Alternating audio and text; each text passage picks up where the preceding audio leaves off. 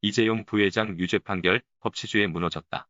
국정농단 사건으로 재판을 받던 이재용 삼성전자 부회장이 결국 18일 파기환송심에서 징역 2년 6개월을 선고받고 법정 구속됐다.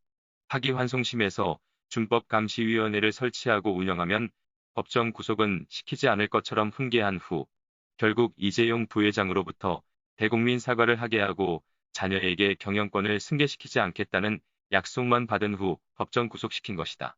사법부가 징역이라는 형벌 제도를 가지고 국민의 신체를 구속하기 위해서는 헌법 제13조에서 규정하고 있는 죄형 법정주의 원칙에 부합해야 한다. 그러나 이번 이재용 부회장의 유죄 판결은 이러한 죄형 법정주의 원칙을 위배한 것으로 판단된다. 죄형 법정주의가 근본적 의의는 승인된 국가 권력이 국민 개인의 자유와 권리를 무한대로 제한하는 것을 통제하는 것이다. 이번 이재용의 유죄 판결은 죄형 법정주의의 실질적 내용인 엄격 해석 원칙 또는 유추해석 금지의 원칙에 정면 위배되는 판결이라고 할 수 있다. 유추해석 금지의 원칙이란 명확성 원칙에 근거해 법의 물리해석상 해당 조문에 해당되지 않는 항목을 법관의 자의로 유추해 판결할 수는 없다는 것을 의미한다. 이 사건에서 뇌물이란 권력자에게 제공해야 하는 것인데 박 전 대통령과의 친인척 관계가 없는 최모의 딸에게 말을 공급한 것이 권력자에게 공급한 것인지를 두고 경제 공동체라는 용어를 사용하여 뇌물이라고 단정한 것은 이러한 유추해석 금지의 원칙에 위배되는 것이다. 결국 이재용 유죄 판결은 박 대통령과 친인척이 아닌 경제적 공동체에게 말 구입비를 이 부회장이 아닌 임원이 제공한 것을 이 부회장이 권력자에게 제공한 것으로 유추해석하여 양형한 후 법정 구속한 것으로서 유추해석의 정도가 과도하게 지나친 정치적 판결이다. 결국 이번 사법부의 이재용 유죄 판결은 법치주의의 핵심 원칙인 죄형 법정주의에 위배되는 위헌적 판결을 한 것이다.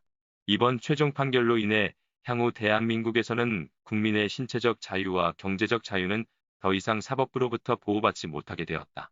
즉 법치주의가 무너진 것이다. 최근 중대재해처벌법이 제정된 것만을 보더라도 향후 대한민국에서 사업주 즉 오너 또는 최고 경영자로서 살아가는 것은 감옥에 가는 것을 전제로 하지 않는 한 불가능하게 되었다. 더욱이 현행법상 대통령은 기소권을 독점한 공수처장과 검찰총장을 임명할 수 있는 권한을 갖고 있다. 사법부의 수장인 대법원장과 대법관 역시 임명할 수 있으며 헌법재판소의 수장도 임명한다. 문제는 이번 사건을 반면교사 삼아 앞으로는 대통령이 기업인을 불러 기부를 요구하는 경우 거부할 수 있을 것으로 해석하는 이들도 있다. 그러나 경제적 공동체 구성원을 친인척이라고 유추적용해서 사법부가 자의적으로 유죄 판결을 내리는 상황에서 대통령의 요구를 거부해도 어차피 어떠한 형태로든 형사처벌을 면하기 어려울 것으로 예상된다. 이번 판결로 정치 권력만이 정의롭다는 것이 확인되었다. 즉 대한민국에서 법치주의는 사망한 것이다. 특히 기업인에게 있어서 이번 판결은 경영을 포기하게 하는 결정적 계기가 될 것이다. 특히 국민연금을 통해 민간 기업을 통제하려는 문재인 정부 하에서는 더욱 가속화될 것으로 보인다. 젊은이들의 미래가 매우 걱정된다. 사법부의 독립만이 대한민국의 미래를 보장할 수 있는 유일한 길이 되었다.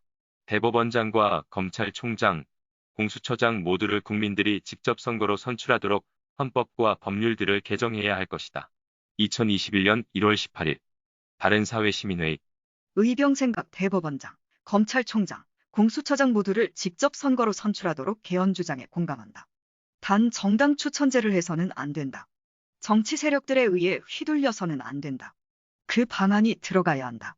이번 이재용 판결한 판사 정준영이란 자를 온 국민은 기억해야 한다. 썩은 먹물들이 공동체를 해체하는 범죄를 저지른 것이다. 법치를 스스로 무너뜨린 것이다. 정준영 이자는 자신이 무슨 죄를 짓고 있는지 조차도 모르고 있을 것이다. 분명히 말해주마. 정준영 너는 썩은 먹물일 뿐이다. 대한민국 법치 시스템을 판세가 망가뜨렸느니라. 의병 신백훈 방송은 분노한다.